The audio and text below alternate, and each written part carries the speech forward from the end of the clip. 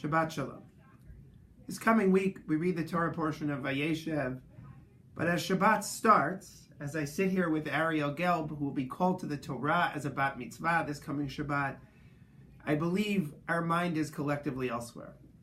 First of all, we certainly have our friends, our neighbors, our countrymen in California, in and around Los Angeles on our minds as they fight what seems to be never-ending wildfires, and we hope and pray for their safety.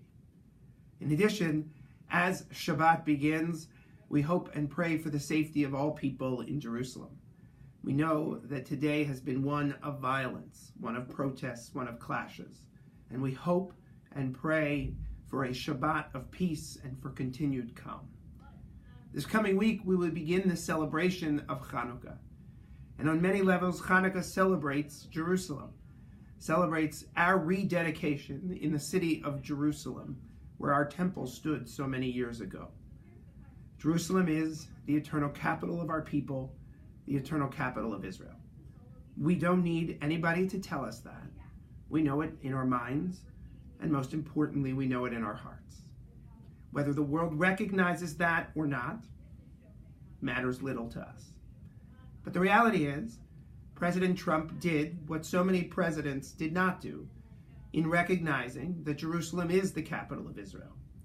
And on some level, perhaps that very fact will cause the rest of the world to understand that Israel's existence with Jerusalem as her capital is not a negotiating point, but a fact.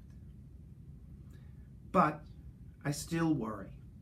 I'm still concerned because I know that today we are no closer to peace than we were yesterday.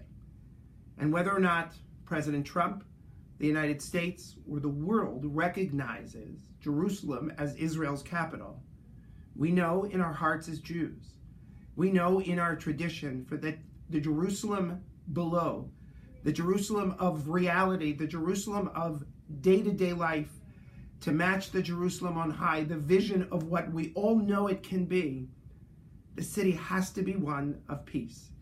It's in its very name, a city of completeness and a city of peace. So as Shabbat is upon us, I know you all join me in hoping and praying that there will be peace in Israel, peace in Jerusalem. And I know you all join me in being committed to doing whatever we can to bring about that reality, because our people have been living with that dream and living with the hopes of a peaceful city in our homeland for thousands of years. Shabbat Shalom. Shabbat Shalom.